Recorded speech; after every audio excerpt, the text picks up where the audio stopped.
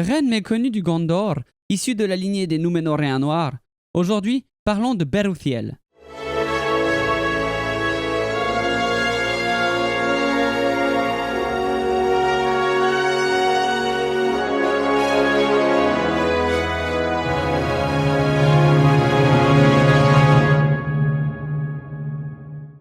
Avant toute chose, petit moment sponsor s'il vous plaît, si on peut appeler ça comme ça.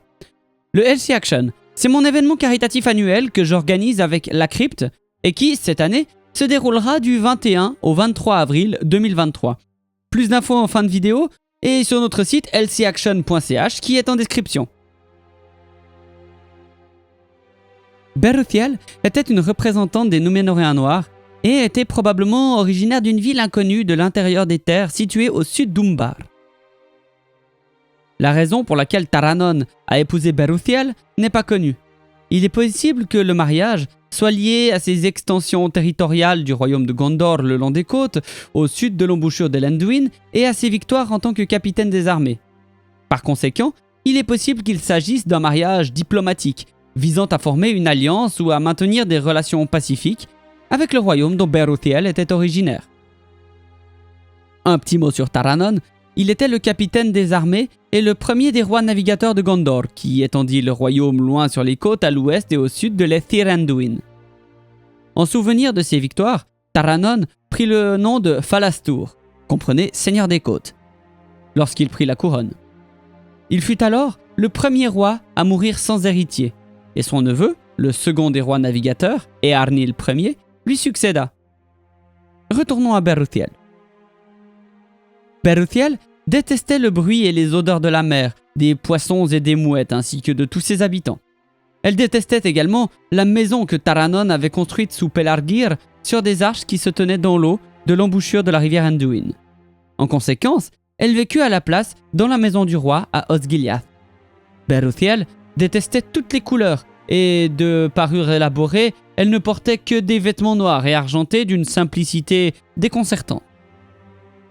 Elle vivait dans des chambres nues au sein de sa maison d'Osgiliath, mais décorait ses jardins de sculptures tourmentées sous des cyprès et des ifs. Beruthiel détestait les chats, mais les félins furent attirés par elle pour cette raison précise. Vous connaissez le fait, des gens qui sont allergiques aux chats vont forcément attirer les chats. Je pense que c'était relativement la même chose qui a dû lui arriver. Il la suivait partout, et elle a fini par profiter de leur compagnie en les asservissant et en les torturant pour s'amuser. Une personne très sympathique en somme. Parmi les chats qu'elle gardait comme esclaves, ils étaient 10, 9 noirs et 1 blanc. Beruthiel entraînait les chats noirs à faire des voyages pendant la nuit pour espionner ses ennemis ou les terrifier afin de découvrir les sombres secrets du Gondor, pour qu'elle sache les choses que les hommes souhaitaient le plus garder cachées. Elle envoyait le chat blanc pour espionner les chats noirs. Beruthiel était capable de converser avec eux ou de lire leurs souvenirs. Ces chats étaient tristement célèbres parmi les Gondoriens. Tous avaient peur d'eux, n'osaient pas les toucher et les maudissaient dès qu'ils les voyaient.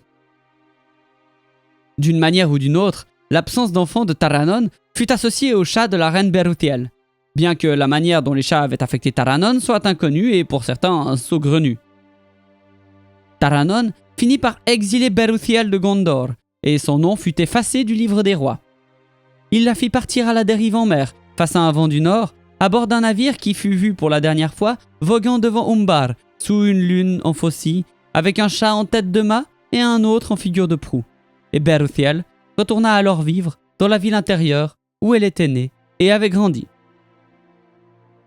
Aucune guerre avec Umbar ou Arad n'est mentionnée pendant le règne du roi Taranon. Il est donc possible que le fait d'avoir placé Beruthiel sur un navire, qui a été vu pour la dernière fois en direction d'Umbar, ait offensé le royaume dont Beruthiel était originaire. La conquête d'Umbar a eu lieu sous le règne d'Eärnil, 23 ans après la mort du roi Taranon. Malgré l'effacement de son nom du livre des rois, Beruthiel et ses chats étaient si notoires qu'ils sont restés dans la mémoire des Gondoriens pendant des siècles. Aragorn y a même fait allusion plus de 2000 ans après son exil. Gandalf retrouverait le chemin de la maison plus sûrement que les chats de la reine Beruthiel, a-t-il dit dans la Moria.